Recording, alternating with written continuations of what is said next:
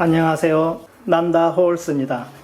이번에는 초보자들을 위해서 조금 도움이 될 수 있도록 수채화와 수묵화, 수묵화와 수채화 이 둘 사이에 어떤 차이점이 있는지에 대해서 한번 알아보도록 하겠습니다. 우선 수채화와 수묵화 이 둘 사이의 가장 큰 공통점은 비슷하다고 생각될 수 있는 부분은 물을 사용한다는 것인데요. 이 물을 사용하는 공통점 빼고 서로 다른 어떤 성질들을 가지고 있는지 한번 설명해 보도록 하겠습니다. 첫 번째로 수채화와 수묵화에 사용되어지는 종이들은 어떻게 다른지 한번 알아볼게요. 먼저 수채화 종이를 알아보겠습니다. 일반 도화지입니다. 이 종이는 수채화 전용 종이가 있지만 우선 비교를 하기 위해서는 일반적으로 가장 많이 사용되어지는 스케치북에 사용되어지는 한 150파운드, 200파운드, 한 150파운드 정도 되는 종인데 이 종이를 가지고 설명을 하고요. 그래서 동양화에 사용되어지는 일반 화선지입니다. 예, 이 화선지하고 이 도화지하고는 좀 비교하기에는 이 종이가 좀 너무 이 종이가 좀 얇고 서로 비교하기에는 적당치 않아 보이기 때문에 이 종이 말고요. 수묵화로 그림을 그릴 수 있는 이 장진한 종이를 가지고 설명을 해 보겠습니다. 왜 그러냐면은 이 두 종이가 좀 두께도 비슷하고 해서 두 종이를 가지고 한 설명을 해 볼 건데요. 왼쪽에 있는 거 일반 도화지, 오른쪽에 있는 것이 장진한 종인데요. 이 두 종이의 표면이 어떤지 한번 알아보겠습니다. 자, 왼쪽에 있는 것이 보이는 것이 일반 도화지인데 표면이 좀 깨끗한 모습이 보이고요. 오른쪽에 있는 것이 장지의 표면인데 표면을 보면은 이렇게 섬유질 같은 것이 오돌돌하게 나와 있는 것이 보이시죠? 그래서 이 표면적으로 느껴지는 질감의 차이가 당연히 있습니다. 좀 거칠고 매끈한 느낌. 일단 가장 기본적으로 촉감 자체에서도 약간의 차이가 있습니다. 자, 그러면은 또 어떻게 다른지 그 종이의 단면을 한번 알아보도록 하겠습니다. 네, 이건 일반 도화지거든요. 도화지를 한번 찢어 보도록 하겠습니다.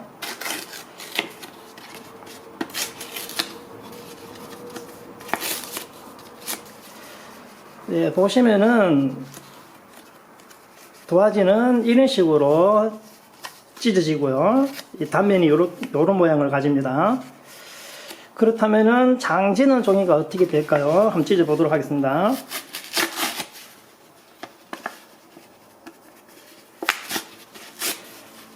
자, 보시다시피 장지의 단면과 일반 도화지의 단면이 좀 모양이 다르죠. 왜냐하면은 이 일반 도화지는 펄펄을 아주 잘게 쪼개서 압축한 종이고요. 압축된 종이고, 이 장지 같은 경우에는 섬유질이 이렇게 서로 엮이게 돼 있죠. 네, 이런 장지는 어떻게 만드냐면은 우리가 보통 이렇게 종이를 뜬다 그러죠. 이렇게 종이를 이렇게 뜬다고 하는데 한 장을 이렇게 종이를 뜨면은 종이가 얇아요. 종이가 좀 얇은데 얇은 종이를 3장 정도 이렇게 합친 것을 이렇게 장지 삼합이랍니다. 뭐 2장을 합칠 수도 있고 5장을 합칠 수도 있는데 이 종이는 한 2장 정도 합친 것 같네요. 뭐 이렇게 섬유질이 이렇게 섬유가 이렇게 서로 엮여져 있는 것처럼 종이가 이렇습니다. 이런 차이가 있습니다. 일반 도화지는 이렇게 쉽게 찢어지는데 일반 한지는 이런 장지는 좀 질기죠. 도화지보다는 질깁니다. 질긴 대신에 이런 장지는 질긴 대신에 섬유질의 밀도가 좀 낮은 편이고 도화지 같은 경우는 잘게 펄풀을 짜게서 그 압축된 느낌이 있기 때문에 밀도가 상당히 높습니다. 그럼 일단 이런 어떤 섬유질 차이와 밀도 차이 때문에 그림을 그릴 때 어떤 표현 방법이 당연히 달라지겠죠. 네, 그래서 종이의 차이에 의해서 이렇게 표현되어지는 것이 어떻게 달라지는 것에 대해서는 잠시 후에 설명드리도록 하겠습니다. 네, 두 번째는 붓입니다. 붓은 어떻게 다른지 알아보도록 할게요. 먼저 수채화 붓인데 수채화 붓도 어떻게 그리냐에 따라서 모양이 여러 가지 있고 다양한 모양을 가지고 있습니다. 그런데 우선 한 14호 정도 되는 붓을 한번 가져 나와 봤고요.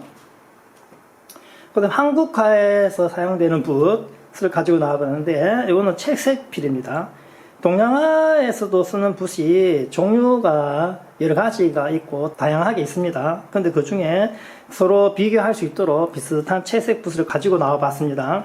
한국화를 그릴 때, 수묵화를 그릴 때 이 채색 붓 말고 이런 선붓이 있는데요. 수묵화 그릴 때는 이 선붓이 꼭 필요로 하는데 이 선붓이 왜 필요한지에 대해서는 이것도 뒤에 설명드리도록 할게요.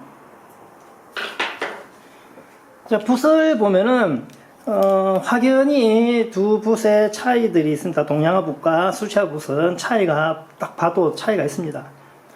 탄력이라든지 붓의 성질이라든지 모양새도 다르고요. 그런데 이 수채화를 그릴 때 이 동양화 붓으로도 그려도 충분히 그 효과가 나옵니다. 같이 쓸 수가 있습니다. 이 수채화 붓만큼의 어떤 효과는 안 나오더라도 충분히 같이 쓸 수가 있습니다. 그런데 동양화 이 장지의 그림을 그릴 때는 한국화 종이에 가장 적합하게 만든 이 붓인데 동양화 한국화 종이에 전통 종이에 아주 적합하게 그릴 수 있도록 만든 붓이겠죠. 그런데 이 수채화 붓으로도 충분히 이 장지에 수묵으로 그림을 그릴 수 있습니다. 그런데 이 붓의 만큼의 효과는 나오지 않지만은 이 수채화 붓이 가지고 있는 독특한 어떤 특징이 있기 때문에 그 나름대로의 어떤 효과들을 볼 수는 있습니다. 제 경험으로 볼 때는요. 크게 무리는 없습니다. 충분히 붓은 서로 혼합해서 혼용해서 호환성 있게 붓에 대한 걸 익힌다면 같이 쓸 수는 있습니다. 그런데 수채화 붓으로 처음에 봤던 일반 화선지 얇은 종이에는 이 붓을 사용하실 때는 좀 조심을 하셔야 됩니다. 왜냐하면은 얇기 때문에 종이에 화선지가 물을 묵었을 때 찢어지거나 구멍이 날 수 있습니다. 수채화 붓으로. 근데 그거를 좀 조심하면은 충분히 좋은 효과로 나옵니다. 붓에 대한 것은 뭐 이 정도로 하고요. 다음 이야기로 넘어가도록 하겠습니다. 세 번째로는 물감인데요. 이거는 수채화 물감이고요. 이거는 한국화 물감입니다. 얼핏 보면은 두 가지 수채화 물감과 한국화 물감이 비슷하게 보이는데요. 수채화 물감은 이 종이에 발랐을 때 발리는 얹혀서 그린 느낌이 들고요. 한국화 물감은 종이 특성상 물감이 종이에 흡수되는 느낌, 이렇게 발려가지고 얹혀 있다기보다는 어느 정도 발랐을 때 물감이 스며드는 느낌이 더 강조되는 물감이죠. 그래서 이 두 물감 사이에는 그 안료도 차이가 있고요. 그 입자 차이도 좀 있고 그 성분도 좀 차이가 있습니다. 근데 간혹 그 한국화 하시는 분들이 수채화 물감을 가지고 그 먹하고 같이 전통 종이에 그리는 분들이 있는데 비슷하게 생겨서 수채화 물감은 여기 사용하시면은 좀 느낌이 좀 부자연스럽습니다. 투박하다고 해야 되나 좀 지지분하다고 해야 되나 사용하기에는 좀 추천하고 싶진 않습니다. 정 사용하고 싶다면 사용해도 되지만은 그닥 느낌은 좋지 않습니다. 그런데 한국화 물감으로 수채화 대용으로 쓰는 거는 상당히 느낌이 좋게 크게 무리 없이 잘 나오는 것 같습니다. 무리 없이 그 색감하고 이 수채화 물감하고 혼합이 잘 되고 표현했을 때 색감도 그럭저럭 괜찮게 나옵니다. 그리고 이 한국화 물감은 이제 수묵화를 그릴 때 먹하고 혼합을 해서 사용하기 때문에 먹하고의 어떤 관계가 먹하고 잘 어울립니다.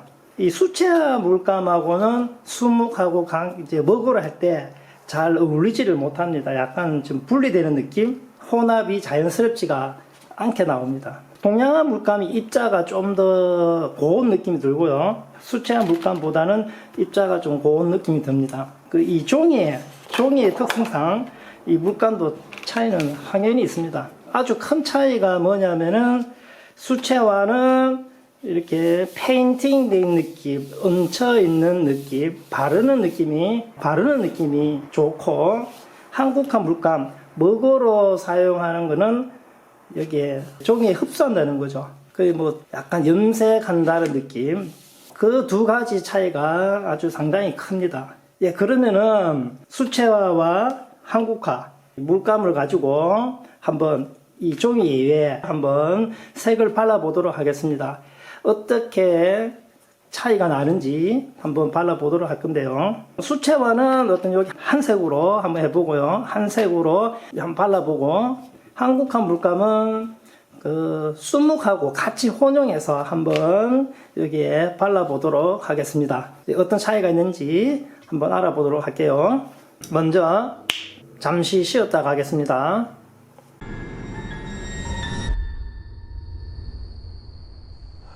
네, 쉬는 시간이 좀 짧았죠. 네, 이제 한번 종이 위에 발라보도록 하겠습니다. 먼저 수채화를 한번 발라볼게요.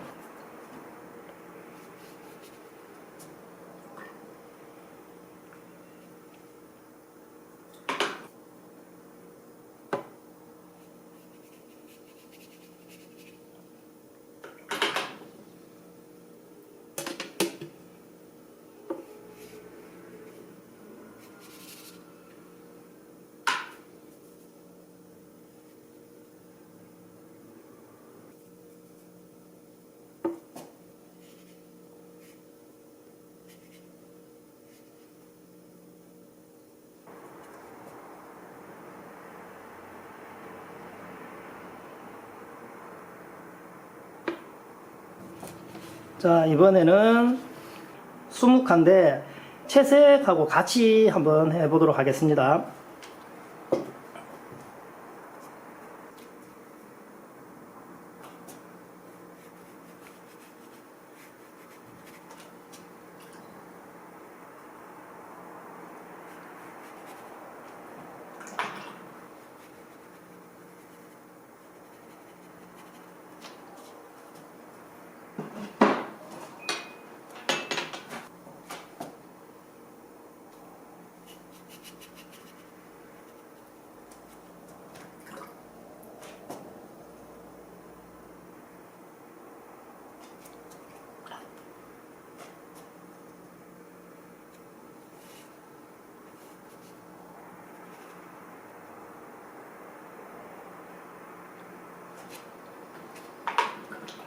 각 두 종이의 수채화와 수묵화를 한번 발라봤는데 이제 거의 다 말랐는데 수채화는 어떻게 변화가 됐는지 한번 보도록 할게요. 수채화를 보면은 마르기 전과 마르기 후를 봤을 때 색감의 차이는 거의 나질 않습니다.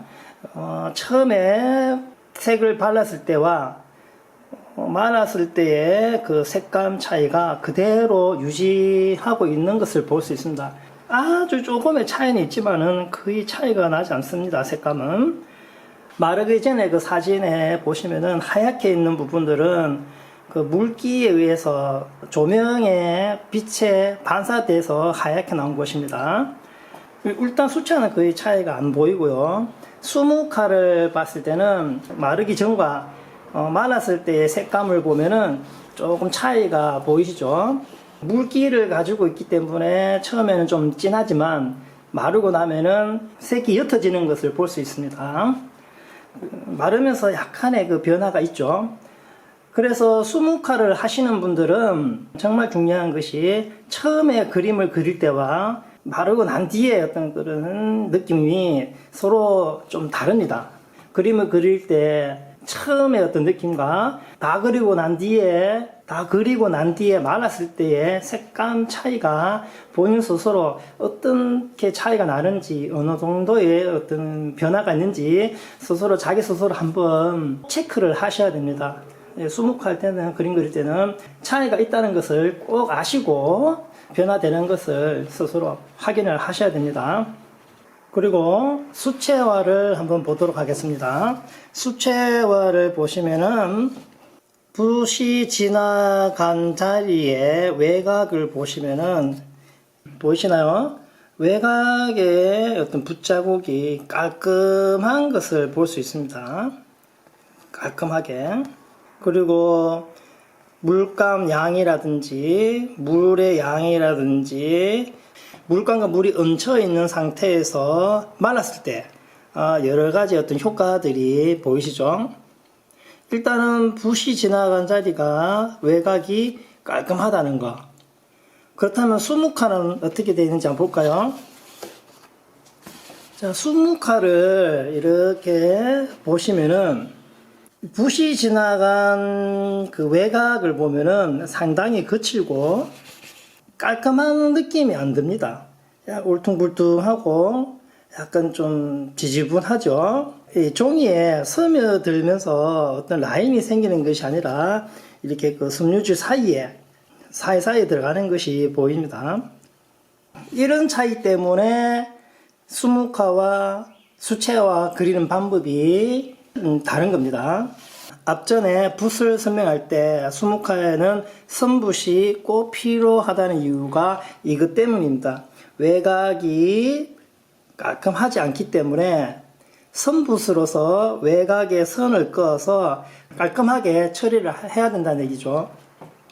수묵화 그림을 그릴 때 외곽에 선을 끊는 이유, 선을 이렇게 외곽에 해야 되는 이유, 선을 중요시하는 이유가 이런 어떤 느낌이 있기 때문에 그렇습니다. 그럼 이런 어떤 종이라든지 어떤 효과라든지 형상이 수채화와 수묵화의 이런 현상이 나타나는, 종이에 나타나는 현상이 다르기 때문에 당연히 표현하는 방법이나 사용되는 기법이 다를 수밖에 없습니다. 오늘 여기서 제가 말하고 싶은 가장 중요한 포인트 하나는요, 한국화, 수묵화 그림을 그릴 때 선을 중요시하는, 손으로 그리는 것을 중요시하는 이유들 중에 재료가 가지고 있는 물리적인 어떤 형상, 특징이 있기 때문에 선을 사용한다는 것입니다. 마지막까지 시청해 주신 분은 수묵화가 왜 선을 위주로 많이 하는 이유를 아실 수 있을 겁니다. 이제 선으로 표현을 하는 것 같다, 그냥 막연히 생각하는 것이 아니라 이런 재료적인 특성이 있기 때문에 선을 위주로 그림을 그리구나, 이렇게 이해하시면 됩니다. 뭐 이런 번지는 것도 여기 보시면은 수채화에서 느끼지는 어떤 물과의 어떤 그 관계하고 수묵화에서 보여지는 어떤 물과 있을 때 서로 번지는 거하고는 조금 차이가 있죠. 그리고 잠깐 까먹고 잊어버리고 있었던 중요한 한 가지가 더 있는데요. 수채화 같은 경우는 이 물로 다시 이라 하면은